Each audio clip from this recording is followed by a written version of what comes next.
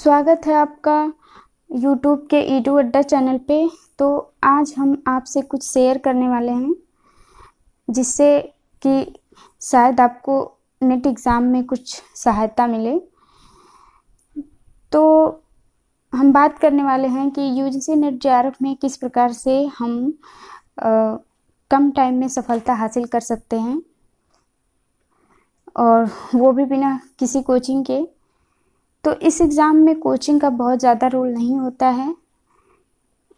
Coaching में जाना मतलब टाइम बर्बाद करना, और पैसा तो बर्बाद होता ही है। 15,000 20,000 कोचिंगों की फ़ीस होती है। तो इसमें थोड़ा सा मार्गदर्शन की ज़रूरत पड़ती है। तो आज के समय में बहुत सारी सुविधाएं उपलब्ध हैं जिससे आप वो मार्गदर्शन ले सकती हैं। तो बात कर लेते हैं सबसे पहले यूजीसी नेट जेआरएफ के बारे में। तो नेट जेआरएफ होता क्या है? तो नेट एक प्रकार का एलिजिबिलिटी टेस्ट है जो कि नेशनल लेवल पे होता है, और नेट जेआरएफ में अंतर यही होता है कि एग्ज़ाम क्वालिफाई करने के बाद हाईएस्ट मेरिट बनती है। तो जो बच्चे उस लिस्ट में आते हैं, हाईएस्ट मेरिट लिस्ट में, उन लोग को जेआरएफ मिलता है, और जो उससे थोड़ा सा लो होते हैं वो एक उनकी मेरिट बनती है, तो वो नेट क्वालिफाई करते हैं। तो जेआरएफ में फ़ायदा होता है, जेआरएफ क्वालिफाई करने के बाद फेलोशिप मिलती है आपको आगे की पढ़ाई के लिए। 30-35 हज़ार आपको स्कॉलरशिप मिलती है सरकार द्वारा। तो और नेट क्वालिफाई करने के बाद आप असिस्टेंट प्रोफेसर के लिए एलिजिबल हो जाती हैं। तो यही अंतर होता है नेट और जेआरएफ में। और अगर आपके पास एमए है या आपने पोस्ट ग्रेजुएशन किया हुआ है तो आपको टाइम वेस्ट करने की ज़रूरत नहीं है। आप नेट या जेआरएफ एग्ज़ाम दे सकती हैं अगर आप ग्रेजुएशन 55% अंकों के साथ तथा पोस्ट ग्रेजुएशन 50% अंकों के साथ उत्तीर्ण की हैं। तो नेट एग्ज़ाम क्वालिफाई करने के बाद आप किसी भी कॉलेज या विश्वविद्यालय में शिक्षक बनने के लिए एलिजिबल हो जाते हैं, और महिलाओं के लिए ख़ास तौर पे ये बेस्ट ऑप्शन है और एक प्रोफेशनल जॉब है। तो जिनके पास एमए या पोस्ट ग्रेजुएशन है उनको नेट जेआरएफ का फॉर्म ज़रूर भरना चाहिए। तो अब बात करते हैं कि इस परीक्षा का पैटर्न कैसा होता है। तो परीक्षा का पैटर्न जो है थोड़ा सा कठिन होता है, लेकिन यदि आप सच्चे मन से व कठिन परिश्रम से इस परीक्षा की तैयारी करते हैं तो निश्चित ही आपको सफलता मिलेगी इस एग्ज़ाम में। बहुत ज़्यादा हार्ड नहीं होता है, अगर पढ़ेंगे तो ये सरल हो जाएगा। और तैयारी कैसे करनी है इस बात पे कुछ बातें कर लेते हैं। तो तैयारी करने के दौरान हमें कुछ बातों को ध्यान में रखना चाहिए। तो जैसे कि तैयारी कब शुरू करनी चाहिए। तो अगर आप नेट जेआरएफ एग्ज़ाम देने के लिए सोच रहे हैं तो आपको जल्दी तैयारी शुरू कर देनी चाहिए, और इसके लिए कम से कम 6 महीने पहले से तैयारी शुरू करना चाहिए। क्योंकि कुछ लोगों की ये कमियां होती हैं कि जब एग्ज़ाम 1-2 महीने एग्ज़ाम देने के लिए बचा रहता है तो तैयारी करना शुरू करते हैं, लेकिन ऐसा नहीं होना चाहिए। कम से कम इस एग्ज़ाम के लिए 6 महीने पहले से तैयारी करना चाहिए, जिससे कि पूरा सिलेबस कवर हो जाए।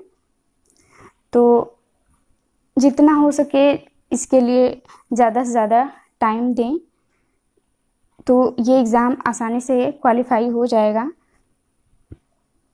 दूसरा है पाठ्यक्रम को समझें। तो इस एग्ज़ाम की तैयारी करने के दौरान सबसे ज़रूरी बात है आपको पाठ्यक्रम को समझना। आपको पाठ्यक्रम याद होना चाहिए कि इस यूनिट में क्या है, कैसे है, और आप जब भी पढ़ें तो आपके सामने पाठ्यक्रम होना चाहिए।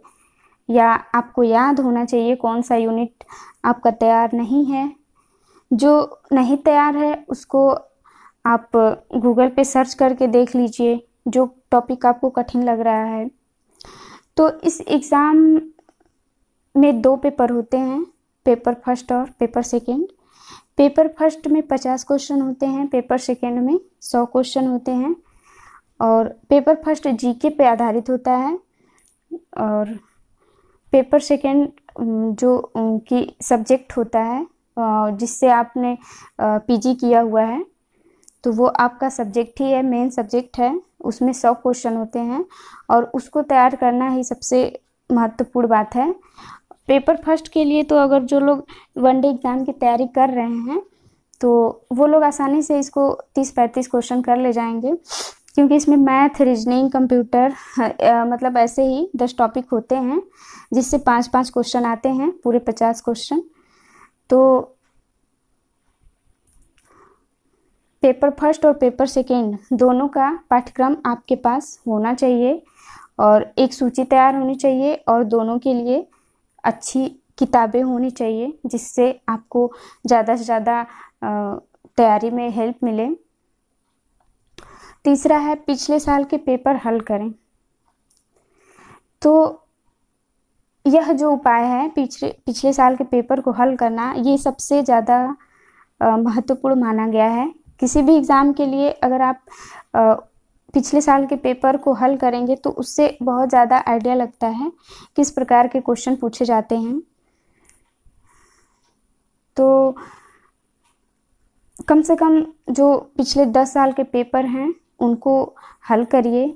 उनकी एक उसकी प्रैक्टिस एक बुक आती है, उसको ले लीजिए। और लास्ट है खुद पे विश्वास रखें। ये चीज़ सबसे ज़्यादा ज़रूरी है कि तैयारी करते समय आपको कभी निगेटिव नहीं सोचना है। आपको खुद पे विश्वास होना चाहिए कि हम पढ़ रहे हैं तो हमको सफलता मिलेगी। पढ़ते टाइम आपको ये नहीं सोचना है कि ये क्वेश्चन एग्ज़ाम में आएगा कि नहीं, या हम जो पढ़ रहे हैं वो एग्ज़ाम में आएगा कि नहीं। वो बाद की बात है, आए चाहे ना आए।